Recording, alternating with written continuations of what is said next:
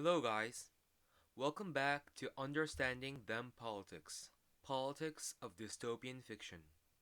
Today, we want to look at V for Vendetta.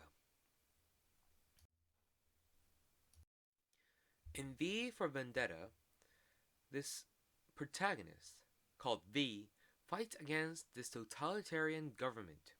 He uses violence and propaganda to promote change. And he also clearly understands that death, also known as sacrifices, are necessary for change.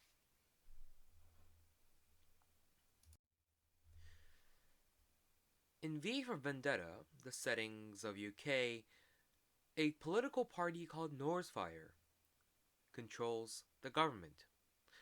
The whole country is under surveillance, and every citizen is under control by the government, which is Northfire. Every method of broadcast is controlled by the government, so every propaganda or TV show is under control by the government. In this world, citizens are considered property of the nation, which all comes down to a form of government called totalitarianism. So the question comes to, what is totalitarianism? Totalitarianism is a form of government that restricts political parties from making oppositions to the existing party. Two famous examples of this would be the Communist Soviet Party in Soviet Russia and the Nazi Party under Hitler in Germany. Now, in these two nations, during those times, every political party must say yes to what those controlling parties said, therefore making them a totalitarian government. So the question comes to, in the world of V for Vendetta, why did people agree to this kind of government? Now, in the movie, it is clearly defined that the fear and anger that was created from pollutions of the water drive the people to accept such inhumane government. People started to believe that the government is a necessity to survive under such harsh conditions, even though it isn't. This is called the negative capability. Now, negative capability is a term prompted by Roberto Unger, a political philosopher. I did some research on this person before, and I just wanted to say something about this guy.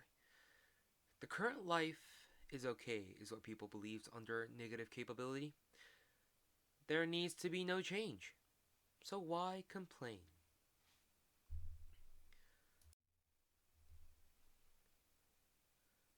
Now this results in false necessity in V for Vendetta.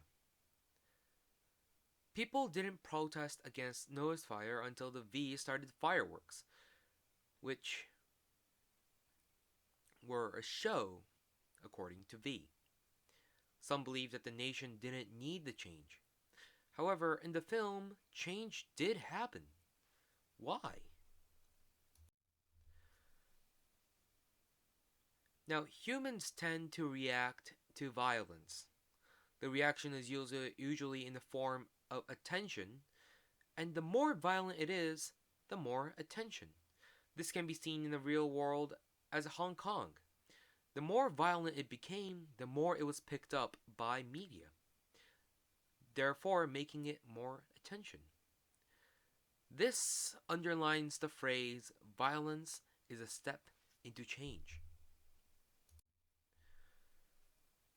Now, V's use of violence were bombings. In his words, it was a show. The show allowed an entryway to the violence for the people. Now, by using violence for attention, people were able to come in and join the for change movement. In the movie, the girl was shot to give way for many to join the violence and start the change. So why did V use violence? Well, of course, starting change in the world doesn't have to be violent. In many cases, the use of peaceful walks have created changes around the world. However, If V was to use peaceful walks, the film would be just a compilation of people walking. And sadly enough, for many movies, that will be very, very boring. However, violence is, in truth, the most effective and most efficient way to create radical change in the world of politics. Without violence, many politicians and many people of that nation would not understand the worst parts of the government. Therefore, by using violence, radical change was possible. So, what can we learn from V for Vendetta and this presentation? Well, just because we like it doesn't mean it's good. To understand what this means, we have to look at the Obama presidency. Now, everyone thought it was a good presidency because Obama earned a Nobel Peace Prize and everyone liked Obama. But in reality, he started wars. He sold weapons to other nations for them to start the wars.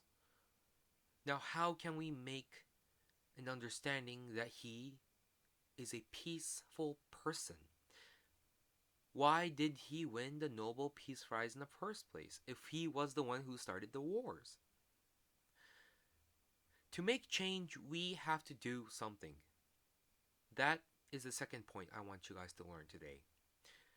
Whether it's peaceful walks or straight up violence, just sitting in a chair and ranting really doesn't make a difference. If you want something to change, you have to walk up. You have to stand up and say something. Unless you're in a wheelchair, I'm sorry about that. The end.